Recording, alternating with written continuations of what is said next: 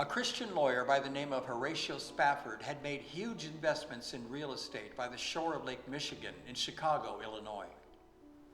Several months later, in 1871, the Great Chicago Fire devastated the city.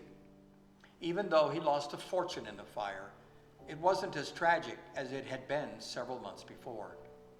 Spafford's son, who was only 4, died as a result of scarlet fever. 2 years later, Horatio planned a trip to Europe for him, his wife, Anna, and 4 daughters, Annie, Maggie, Bessie, and Tonetta, who was but an infant. On the day of November that they were due to depart, Spafford had to attend to some last-minute business and stayed behind in Chicago. Still, he sent his wife and daughters on ahead to travel as scheduled on board the SS Ville du Havre and was expected to follow in a few days.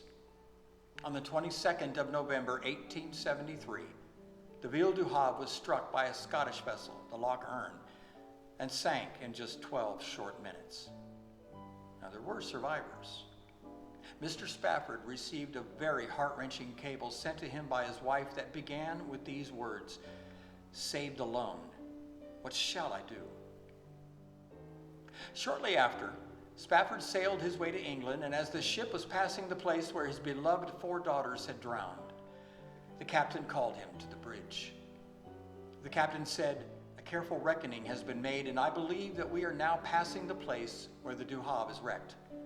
The water is 3 miles deep." That night, in his cabin, Horatio Spafford wrote a poem that many years later was put to music.